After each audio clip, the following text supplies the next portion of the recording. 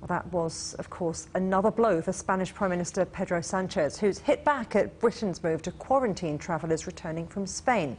Let's go live to Rahul Pathak, who's in the Spanish capital, Madrid. Hello there, Rahul. Now, the Prime Minister didn't mince his words, did he?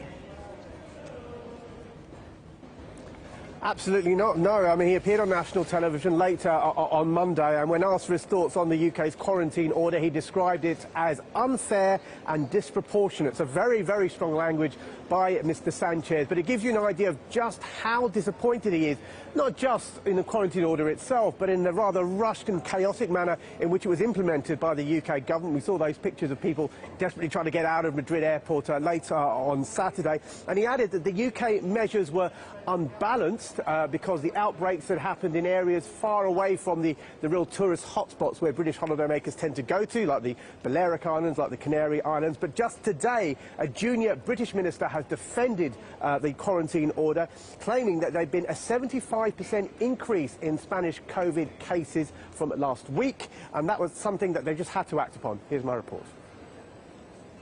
Britons are safer here on the beaches of the Balearic and Canary Islands than back home in the UK. The words of Spain's Prime Minister Pedro Sanchez going on the offensive following Britain's decision to reimpose a 14-day quarantine for tourists arriving from his country.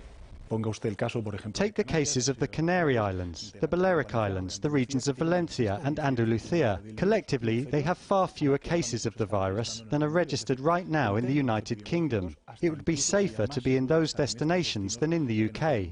Sanchez, like many others in Spain, think the British government's decision is unfair, as the recent outbreaks have centred around Catalonia, Aragon and Navarra, far away from the Balearic and Canary Islands.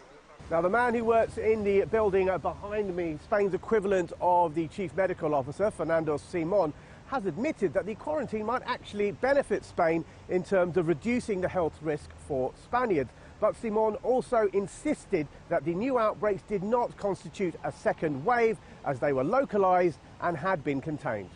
Despite that, Britain continues to insist that people arriving anywhere from Spain, even areas with no coronavirus cases, should self-isolate for 2 weeks upon their return.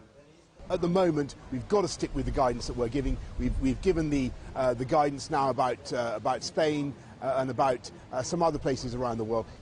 I'm afraid if we do see signs of a second wave in other countries, it is really our job, our duty, to act swiftly and decisively to stop reinfecting, to stop that travellers coming back from those places seeding the disease here in the UK. The relatively low rates of infection on the Balearic and Canary Islands had raised hopes of a travel corridor with the UK. However, the British Foreign Office has updated its advice against non-essential travel to Spain to include Spain's holiday islands. Some hotels and businesses opened just a week or 10 days ago.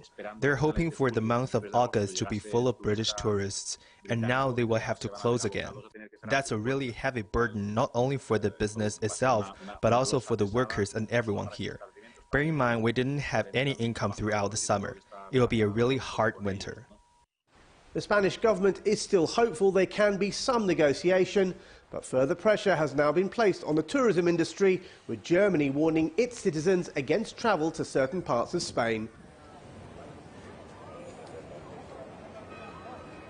Well, earlier today, there were some reports in the British media that Britain was considering reducing the quarantine from 14 to 10 days. The British Prime Minister Boris Johnson saying today that it was a fluid situation and they were always looking at ways in which they could mitigate the impact of the quarantine. Back to you.